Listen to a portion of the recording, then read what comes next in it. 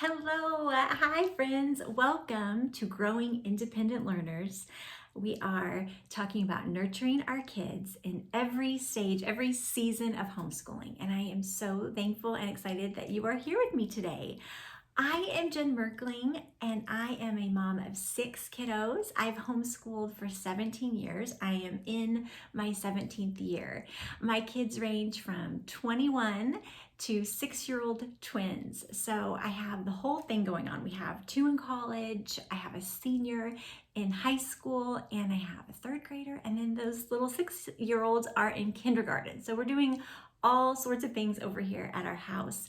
And I love that I have now gone through all of the seasons of homeschooling, and I can hopefully share today some tools and techniques and sort of highlights from each of those seasons that I think really help as we are helping our kids become more independent learners, creative, and the leaders and the people that God created for them to be.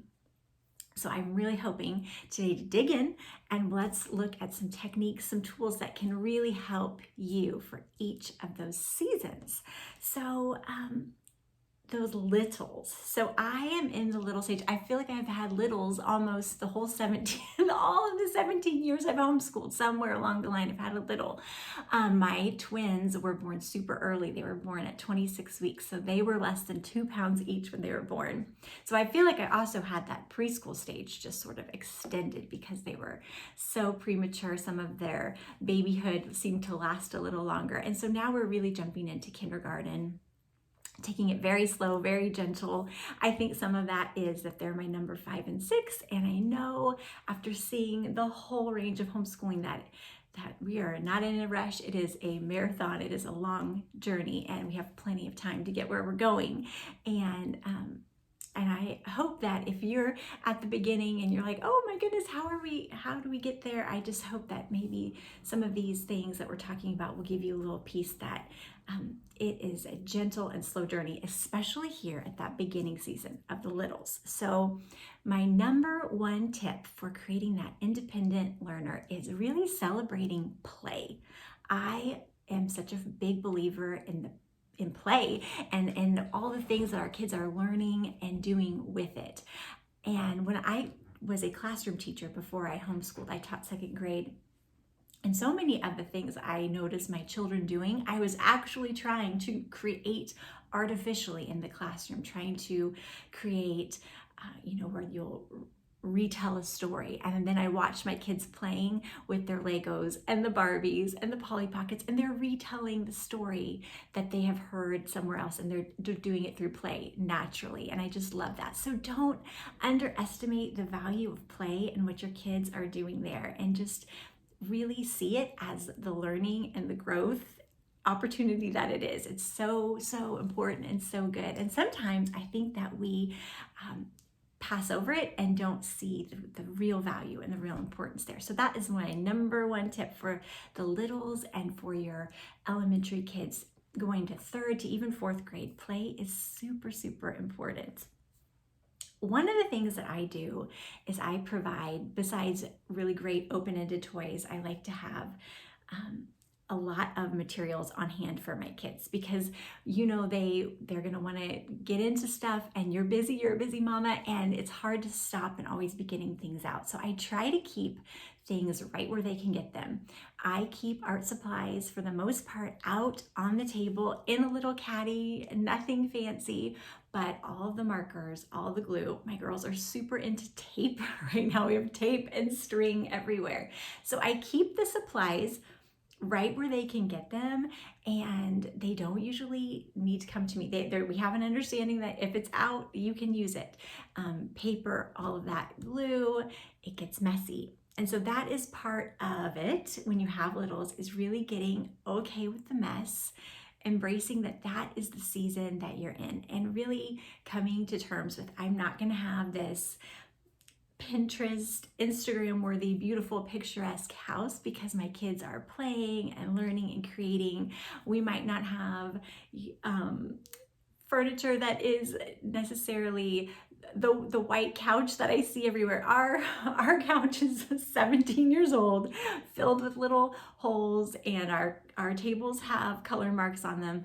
I guess I will at one point redecorate this house, but for now, most of my things are very kid-friendly, dog-friendly, and that is the season that I'm in, and I've just really embraced that that's where we're at. So getting okay with the mess is also really important when you have little kids and they're becoming creative and independent, and you're letting them have that open invitation to play and create. So, for example, today, if you're like me, Amazon is always, we've got boxes. And so the girls grabbed an Amazon box today and have created a dollhouse, totally just cut it up. I did not give them any ideas for it. Created floors, chairs, furniture, all of it, just kept cutting with their just little baby scissors, the cardboard, and then had created little paper dolls. So they've created paper dolls and house and the whole 9 yards all this morning, and I had zero things to do with it. So I just let them go for it. And it's amazing what kids will do when you leave the supplies out and let them kind of go for it. And so that's another great thing. It makes it easier for me. I don't really plan crafts or art or activities and that kind of thing. They are just so busy with their own creative ideas that they are totally invested in, that I don't have to really create those sort of artificial activities for them, because they are so excited about their own things. And occasionally I might bring out extra supplies like paints, something that I don't really want to just leave out all the time, or Play-Doh, something that's a little more messy or can get ruined easier, dried out clay, all of that kind of stuff. So I do mix it up like that, but for the most part, there's always something available for them. So you're probably thinking, okay, is your house a complete crazy mess all the time? And in a sense, there's always some level of something going on, which I'm sure you can imagine. But I also don't work very well, and I feel stressed out if things are super cluttered and super messy. And so one of my secret tidbits is that I have really enjoyed, adopted, and really followed the Fly Lady.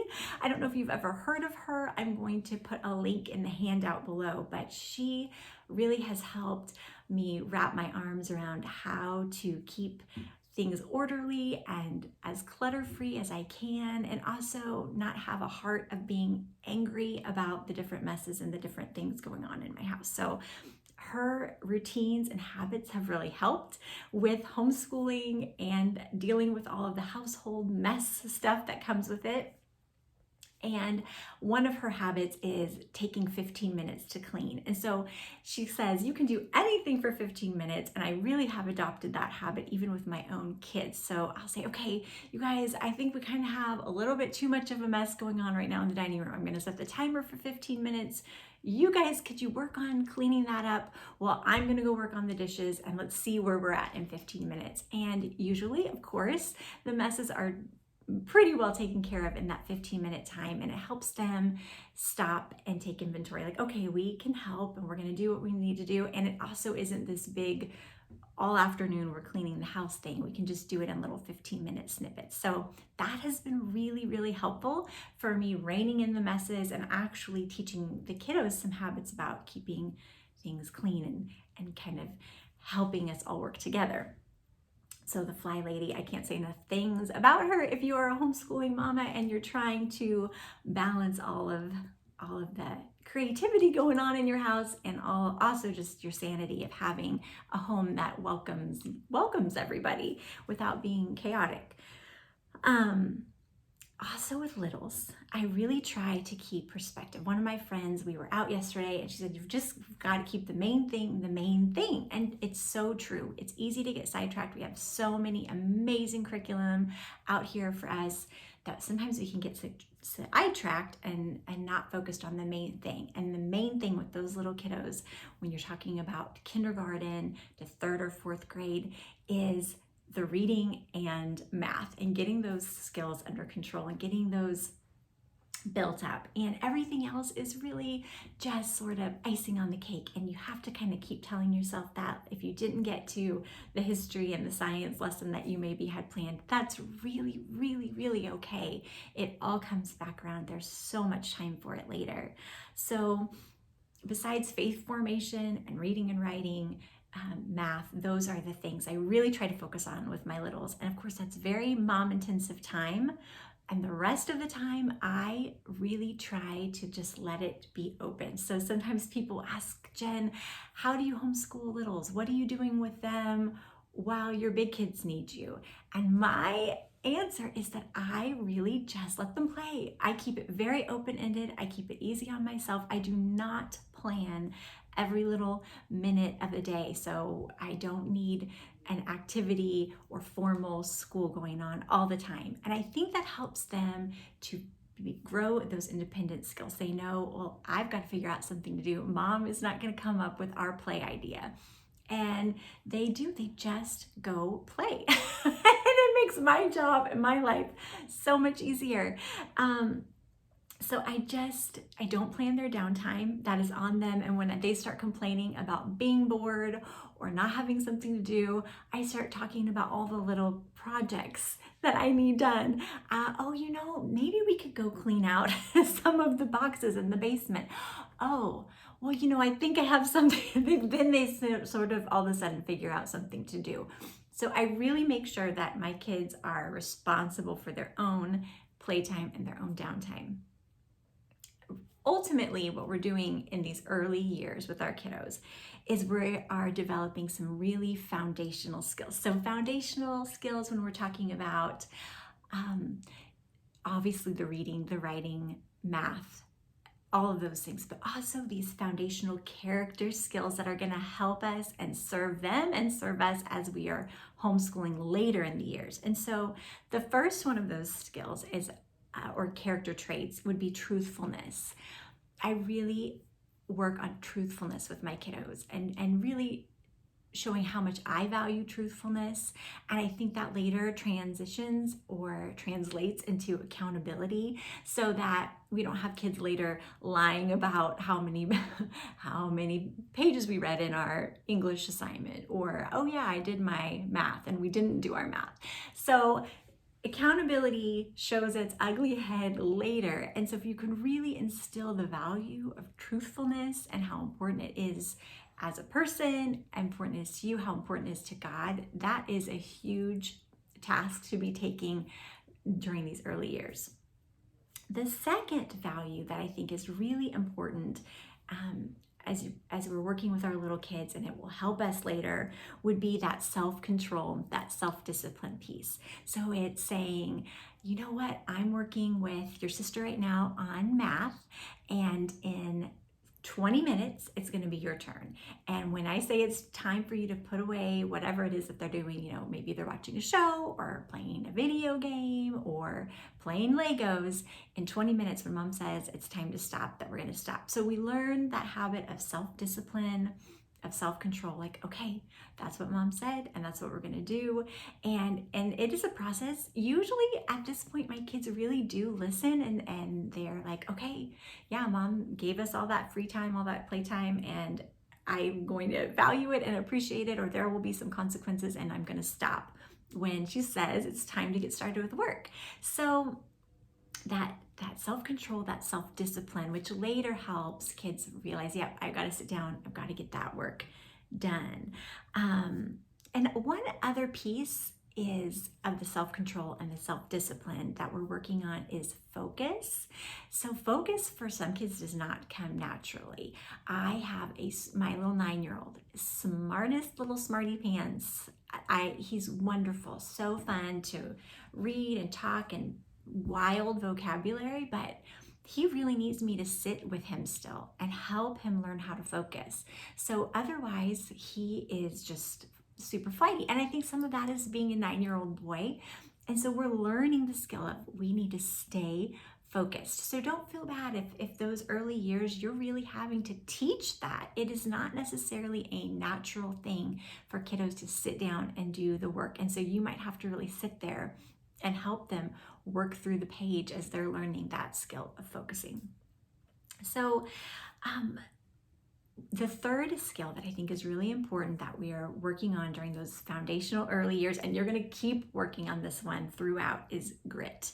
And I am amazed at how early it starts, even with kindergartners, throwing ourselves on the floor because we wrote the letter G wrong and we're just falling apart. So we have to help our kids learn that it's okay to make mistakes and that we don't know all the things, and it's okay, that it's great that they're trying. So really using vocabulary that encourages, I love the way you are working hard through this. I know this is difficult and I like how you are sticking with it. So not always just complimenting, oh, you did this page perfectly. I love this. I love how you did this and you did it right, but sometimes more complimenting and focusing on that process. I love how you stuck with this.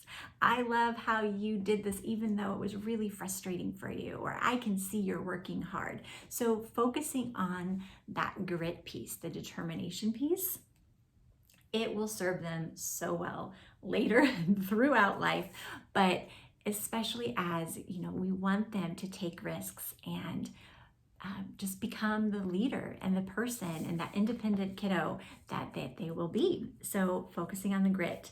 The fourth and final little piece I would say that is really important during these foundational years as far as a character trait for learning is joy. We want them to love learning. And so we want to show that we love learning, we love doing it with them. So ultimately, modeling that you love learning, that you love doing at school with them, and that we love each other, because ultimately this journey is a partnership, as you'll see it kind of develops later. So we love each other and we love learning and we love doing it together. And I think that just sort of gets meshed into the environment of your home and your homeschooling. And if you can do that during these early years, you are on the right track. And I know that you're doing that.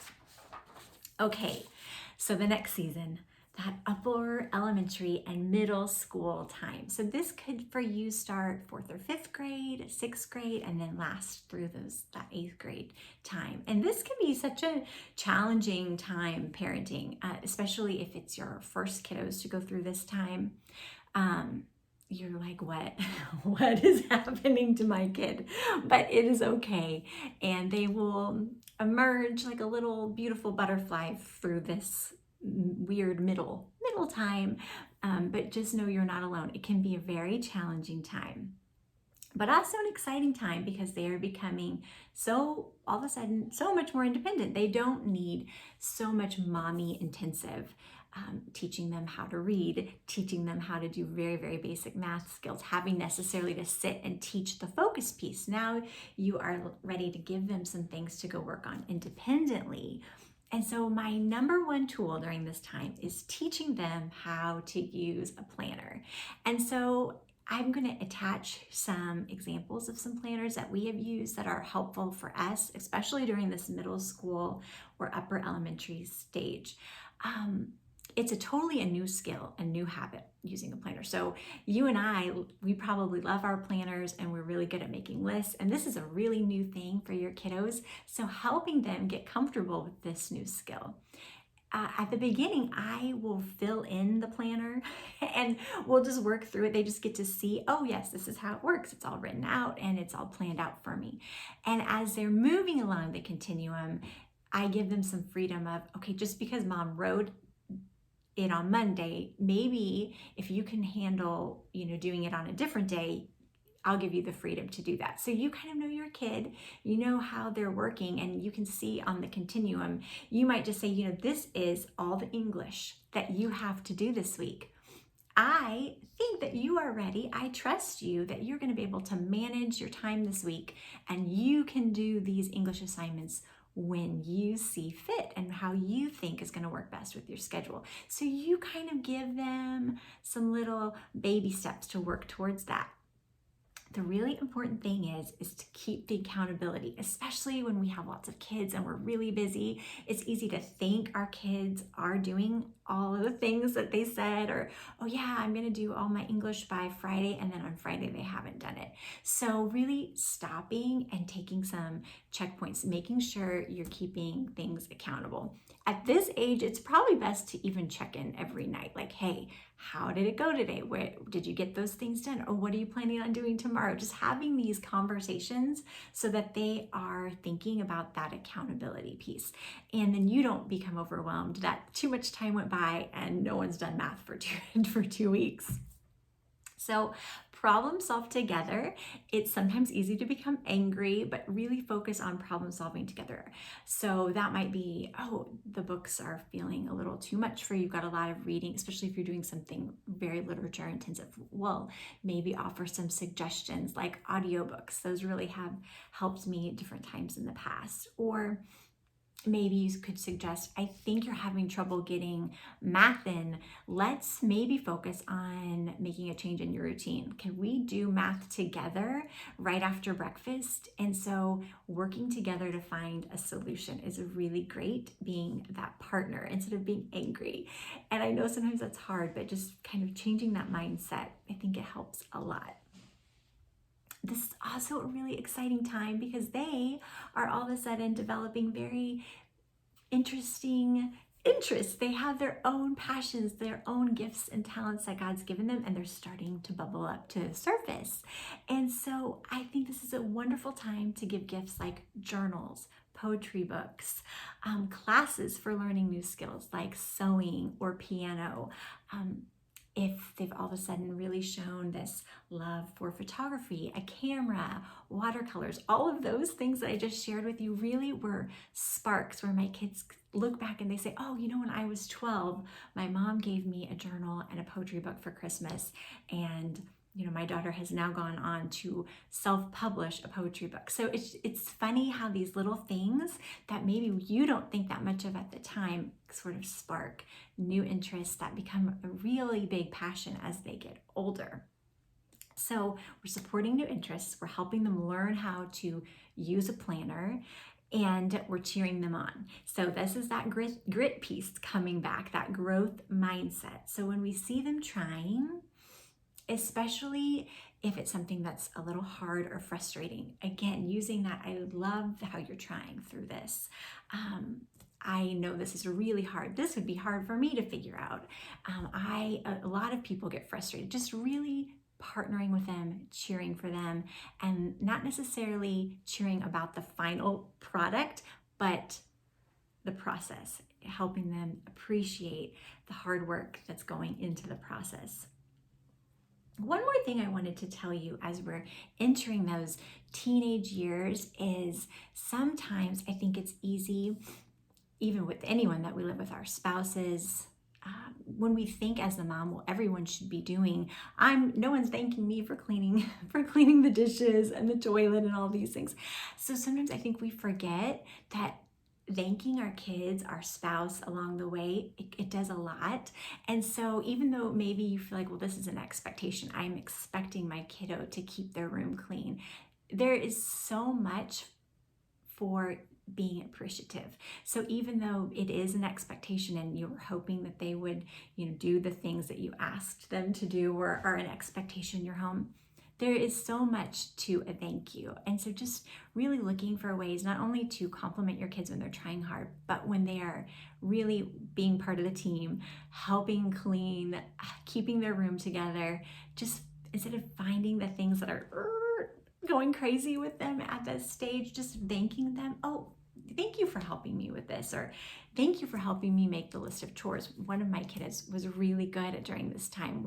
With that fly lady, there's a 1 day a week where we would all clean the house. It was kind of like the chore day. It's called Home Blessing Day. I love that mindset where we're working together and we're blessing our home. We're gonna make it a positive thing. And so one of my kids loved to kind of like set all the chores up and she'd get it all listed for us. And so she did a great job with it. So instead of just being like, well, this is, of course, we have to do this, make sure that you're catching them doing the great thing and really complimenting and being appreciative of all of it. Okay. high school years. So it is amazing. I think it sounds really daunting, especially if you are near the beginning. If you've got elementary kids, you're like, how am I ever going to teach geometry and government and economics? And the secret is you don't. So most homeschool curriculum is either written to your student when you get to high school, or there is such amazing and actually really affordable ways to farm it out so that someone else can do it for you. So most of what I do now is partnering, cheering them on, and helping them to make sure they're being accountable. Nice thing is, if you've built up that foundation, if you've taught them during those upper elementary, middle school years about using a planner, that piece really comes naturally to them. So I always help my daughter pick out a new planner every year. She loves doing that. And she just right away every day starts like, this is what needs to be done. So she's really in the habit of being a planner and using lists because of all the things that happened in those middle school years. So that's fantastic. You've already built that up. And then they are probably doing some things away from you. It's hard to sort of imagine that, but I promise you so many opportunities in high school are done outside of your home. So there's also that accountability piece. That's really nice. And sometimes even just taking a step back and realizing I don't have to do this all, there is some help for me out there.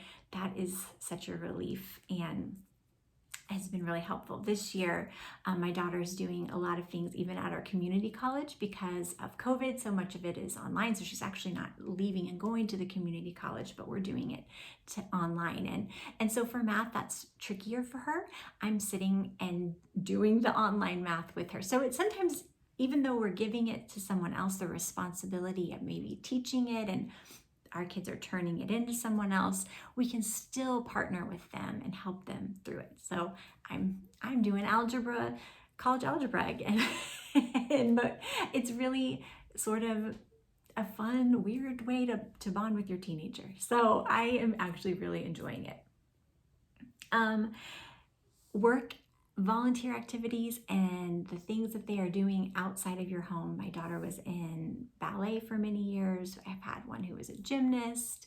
My son was a musician. So all of their activities that they're doing outside of your home are helping them just become more accountable and more responsible away from you. And it's amazing. Like I said, sometimes it's hard to picture when you're at the beginning where all of this will go, but your kids are going to do some really, really cool and amazing things. My favorite thing about homeschooling high school is how much time my daughter has had to develop her own personal interests and passion. So I mentioned a little earlier that she had written a poetry book. So she self-published and wrote and illustrated a book, and I had zero things to do with it. It was completely all her. And I was able to give her credit for it. I actually called it, let's see, I wrote it down on what I have on her transcript. I called it creative writing and publishing. So I was able to give her credit for all the hours, all the time she poured in so much over 6 months, and I gave her a whole high school English credit for it. There's some really excellent resources for homeschooling high school. I won't even try to get into all of that right now. I personally have really liked Lee Benz. She is also known as the Home Scholar, and she talks about delight-directed learning. And so as our kids are developing their passions, not then just adding other things on top, like feeling like you need to fill up their schedule with more electives and more things, but using what they're already doing and letting that be basically a huge part of their high school experience. So yes, of course, getting those English credits and your math credits, but there's also a lot of wiggle room. Like I said, my daughter, I give her a full English credit for the creative writing and publishing. Some other classes that she has done, we have advanced vegan baking on her transcript because she has spent countless hours working on her She's vegan. She's been since she was 13 or 14, and perfecting these recipes that she spends hours cooking for us each week. So I gave her credit for it. Advanced classical ballet, I mentioned she had been a ballerina for many years, so that was a credit she got. So we didn't add on extra PE. And exploring entrepreneurship. So really encouraging our kids to take risks and going through that process with her. So she has had an Etsy store and a YouTube channel and marketing for different sponsors. So I called that exploring entrepreneurship, and that was a high school credit. So I was able to embrace her interests, and really it helped make high school so much easier, and she got so many things done. One more thing I want to say about as they're developing interests and you're able to actually use it as a class. So there will be expenses in some of the things that they want to do. Maybe it's watercolors, or maybe it's learning some film editing, or maybe it is for the Etsy store, you needed to get a balance. You needed to get a scale for your house to weigh the things that your kiddo is going to ship. So some ways I've partnered with her either as a gift or let's share the expense, but in some ways I've also counted it. These are school supplies. This is how I've thought about it. I would have had to buy books or pay for a class, but I'm actually paying for these materials. I think it was maybe like $30 for her to get a scale for learning how to ship things on Etsy and being able to do it from our house. So, in a way, it really wasn't that expensive of a class when you think overall all the materials you might have to buy. So just thinking about some of the things that they're doing, and as you're counting it as their education, being maybe open to some of those expenses and thinking about them as a school expense, not just, oh my goodness, I'm paying for all of their their wild ideas.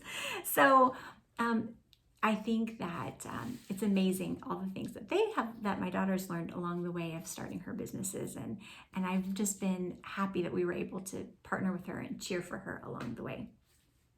Okay, so in conclusion, I just want to say that each season of parenting and homeschooling, they all definitely have their own challenges and their own rewards. It is a journey, and I really hope that you see that during each season, there's different ways that we can really help cultivate those learners, help them to become more independent and creative, and grow that mindset that it's okay to make mistakes, that we're trying and that we're learning, and that they just see you as a partner all along the way. Please feel free to reach out if you ever have questions. I am so excited to help and partner with you on the journey. I hope that you are able to take advantage of the resources here at the bottom of the, I think just kind of attached to this workshop, but also a part of the free swag bag I have in my planner that has more pages for helping manage your time, and even things that your kiddos can use to help them manage their time as they're learning to become more independent. So I hope they are helpful to you. Thank you for joining me today. I have really enjoyed the time with you. Thank you so much. Bye.